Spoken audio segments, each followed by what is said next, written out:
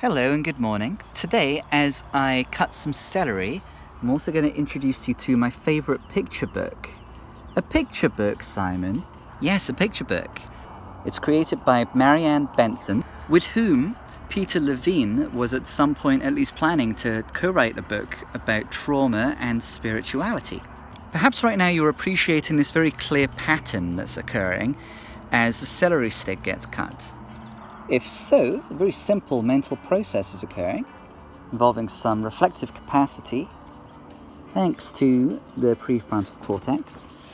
Going back to the idea of observing a process, we think we know where it's going, we sense the satisfaction of seeing things play out as we expect.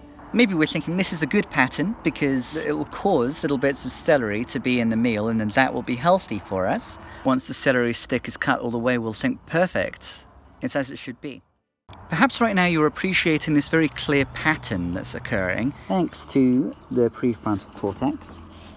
This prefrontal compass can help ensure that we don't get stuck up here though, and we gravitate towards reflected and empathic volitional acts. The prefrontal cortex is of course just one part of the triune brain. And as far as ensuring we feel this connection so important for Nietzsche and Spinoza, we also need to be engaging with the autonomic compass. My hope is that this cooking example and the NEUROAFFECTIVE picture book can get us beyond dichotomies when it comes to thinking about ideas of good and bad, and beyond abstract ideas of good and bad, the states connected to our limbic and reptilian brains.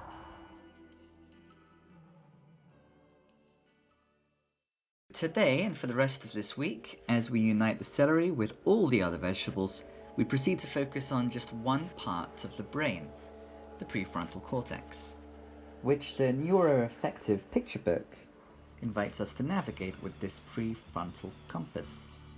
It's this part of the brain that is responsible for what Spinoza recognized here, our tendency again to impose labels like good and evil and perfection and imperfection upon what we witness, more from prejudice or habit than from true knowledge. Unless we become mindful that this part of the brain is conceiving reality in that way, we can end up locked into stories about how things are and must be that leave out feelings and sensations. Again, the function of this prefrontal compass is to help us become mindful of and therefore remedy that. Integrating also this book, the purpose of this week's videos is to demonstrate A, that we have storytelling brains, and B, how the storytelling brain functions as one is, for example, following a recipe and cooking a family meal. Okay, all those veggies are ready. Good. So, what is it actually?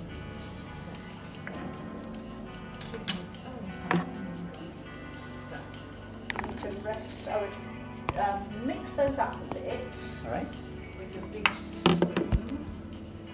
The brain in default mode is the storytelling brain. And part of what the prefrontal cortex is doing, as I prepare this meal, is recycling and re-entrenching narratives about good and bad, perfection and imperfection. Back in again. That should be fine. And then I would kind of make a slight dip in the middle because that's where you're going to sit the chicken. So kind of spread it out enough so that there's a bit of space. I mean, it's going to sit on the vegetables, but just so it's not higgledy-piggledy too much. Okay, so then you can put your chicken in there.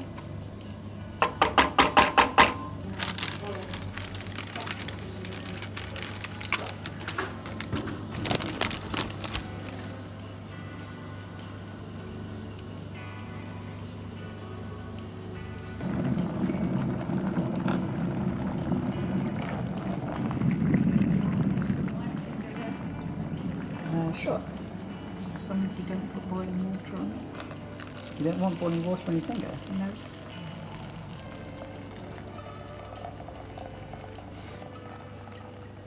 It's up to my finger now, that's about it.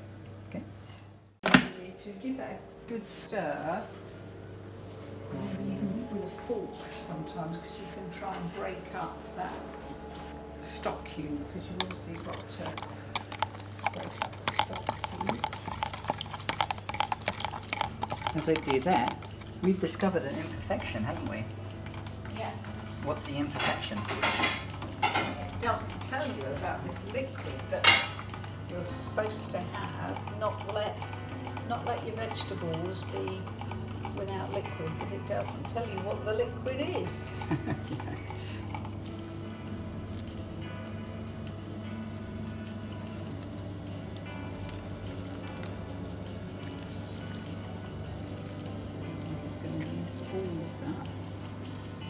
Make sure those vegetables are covered. Does it need more? It looks like it might need a bit more. Get that stock cube. This one. This fork. Just pushing the carrots down a bit because they're always the bits that's going to be that need the most. Sorry. Lid on.